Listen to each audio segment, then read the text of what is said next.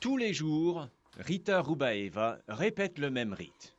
Elle emmène de l'eau dans la chambre, devenue mémorial, de son fils Hassan. Il faisait partie du millier d'otages restés sans boire pendant 3 jours de canicule. Beaucoup ont survécu, mais pas Hassan.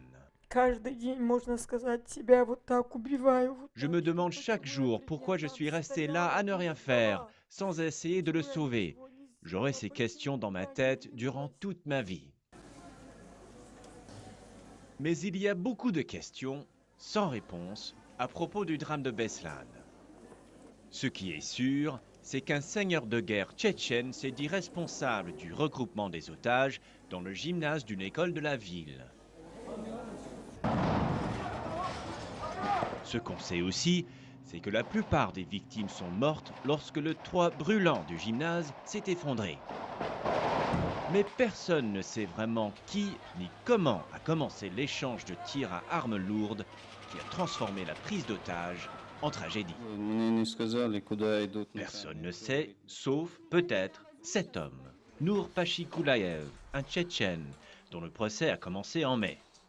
Il dit qu'il ignorait que le commando allait s'emparer d'une école et que l'on l'a forcé à participer à la prise d'otage. Les familles sont toujours en colère contre lui, mais son témoignage, qui contredit la version officielle du massacre, a éveillé une colère bien plus grande.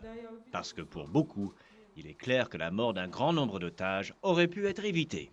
Ils veulent surtout savoir si le toit s'est effondré parce que l'une des bombes des preneurs d'otages s'est déclenchée par accident, ou encore parce que les autorités ont choisi de donner l'assaut avec des snipers et des tirs de char. Ces maires de Beslan accusent les autorités locales de ne pas avoir assuré la sécurité de l'école et la police locale d'avoir accepté des pots de vin des preneurs d'otages, ce qui leur a facilité la tâche. Même si elles veulent que justice soit faite pour Koulaïev, elles veulent avant tout connaître la vérité. On serait prêt à accepter une sentence plus clémente, dit-elle, si Koulaïev nous racontait tout ce qu'il sait. Mais quoi qu'il arrive, Rita sera probablement toujours tourmentée par ses remords et ses questionnements. Les tribunaux russes n'aiment guère déplaire aux puissants. Alors cette femme, qui se dit prête désormais à braver des balles pour sauver un enfant, doit maintenant vivre avec la peur de voir la vérité enterrée, à jamais, avec son fils Hassan. Nick Spicer, Radio-Canada, Beslan.